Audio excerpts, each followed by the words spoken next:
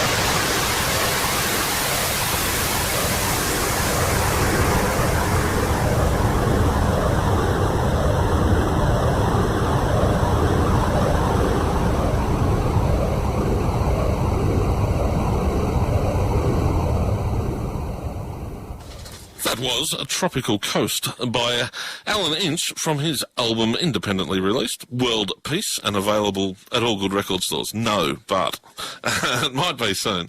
And we speak to the man himself. Good morning, Alan, or good afternoon it is now. How you going, Mark? Yeah, I'm good. Thanks for swinging on by.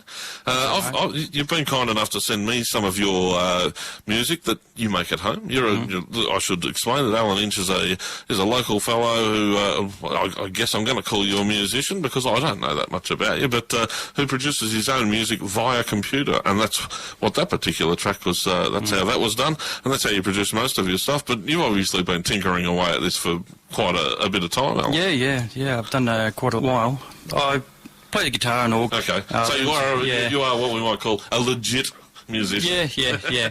But with the technology now, you get that opportunity to put what you can, on discs and. Yeah. Well, you talk to just young musicians who are making their way on the pub circuit and so on. And, I mean, they actually produce, even known bands, labelled bands, actually are producing full CDs basically in their bedroom now. Yeah, it's amazing. Yeah, it is. It's brilliant. Yeah. Absolutely brilliant. But bands like Skipping Girl Vinegar and so on, who are big on the indie circuit in Australia, actually, they make them in tents and so on. They set up their bedrooms and houses and kitchens as recording studios and make CDs there. Yeah. Which are actually selling and sustaining them financially as musicians. Yeah.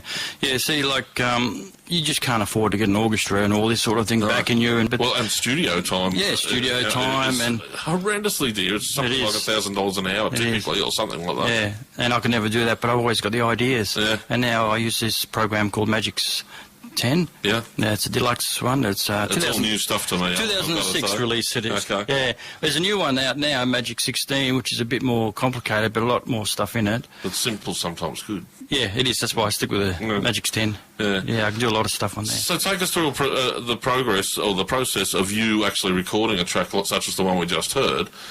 So you layer you record all the parts via computer noise, or tell me, because I don't get it. Okay.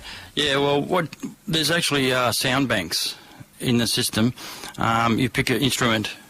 Like sometimes I start with a drum kit, get a drum beat going. Yep. Right, I'll pick particular whatever I need on that drum beat. I get that going. Then I'll pick instruments that would suit that. And it just starts flowing. Yep. I pick more instruments and I start getting the melody going. You write it as you do it. Yes, basically I do. Yeah. Some of the songs I've written I wrote in the 70s on the guitar and organ, which I redid on the computer. How was your mindset back then in the 70s? Oh, frustrated.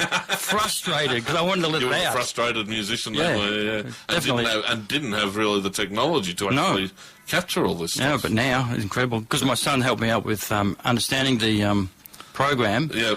And he's got his own. Kids are good like that, Yeah, aren't they? he's got heaps of his own. Good on you, programs Brad. like that. Yeah. But the kids are good about teaching us how to use technology. Yeah. They're not very patient. No. And they go through things too quickly, but they know stuff.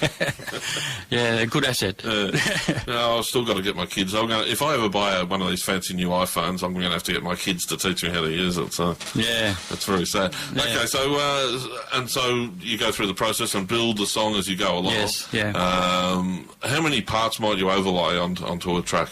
I can have, say, 5 instruments, or go up to about 9. Yeah. I've gone up to about 9. And if different tracks, you can actually probably put too many sounds in and make them jumbled. I guess. Yeah, it's probably too much. Yeah. So trying to make it simple. 5 is a pretty normal sort of 5 or 6. tally. Yeah. And the tracks you just overlay them on, and so it goes like say maybe an audition recording. Well, you do one track at a time with one instrument. Yep. And you add next track to it. Yep. Yeah, like yesterday I spent 4 hours and I wrote a song. It just flows. Yeah. Once you get into using that program and you know the instruments, I've got an idea. I want to use that and add some phase to it or whatever. Is the germ of an idea, I suppose. And once you actually get flowing into it, you're actually you just easily work parts into it, yeah? You just build it up. You don't do anything like record yourself doing a lead break on the guitar or something like that and throw it in, or you have done? I haven't done it yet. But it's a possibility at all. Oh, yes, you can always add that. Yes, and vocals. I've done a bit of vocals, but won't put it on today. Fantastic. Well, what we might do is we might have another listen to another track. This is another one you produced called Scion Offender. Back in 2009, you said this is a bit heavier. I'm trying to think of who would be interested in your music. Probably people who meditate would, something like that first track. There's some interesting song titles here, I've got to say. The Beast from Within, Scion Offender, Jab That Fork. Yeah. Zygotic Invaders, Vulture Skies of Zenora, 1981, Exodus, Wasp Sting.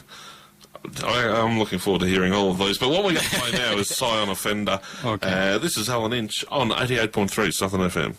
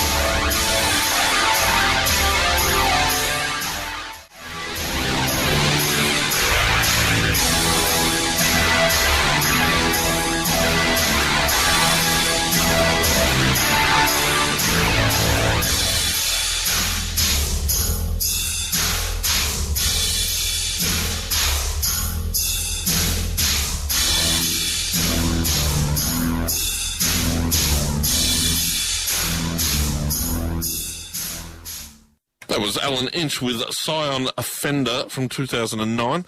We are talking to the man himself, and I really actually am quite taken by your music. I cannot tell a lie. It's interesting. Well, you said it earlier yourself that it's not operatic is not the word, but it's almost symphonic in some respects. Yeah, some of it is like that. Yeah. I'm certainly going to play another track. What sort of outlets are there for musicians like yourself, other than, like, you're producing this music obviously for your own gratification and because you like doing it? Yeah. Are you able to, do you sell your music at markets or anything like that? No, I haven't as yet. I'd like to. I'm just not sure how to get it out there. Yeah. That's why I came here. And that's why kids are handy, you know. Yeah. Because they set up websites for you and so on where you can actually get it out there pretty easily these days. But, as I say, the overheads for it are obviously zero, virtually. Yeah, it's The not a cost lot. of running your computer. Just my time. Absolutely fantastic. Well, we're going to certainly hear more of your music on Southern Thanks. FM, that's for sure. We believe that that's one of the reasons why we exist, is to actually play something new and different. And your music's new, different, and very, very interesting. Thank you. We're going to go out with another track called Clockworks from Alan's CD World Peace. Alan, thanks for coming in. Thank you very much. Mate. Absolutely appreciate you coming in. Good luck with the music as well, and anything we can do to help, we'll certainly do. Thank you. All right, we'll catch you again soon. This is Clockworks by Alan Inch.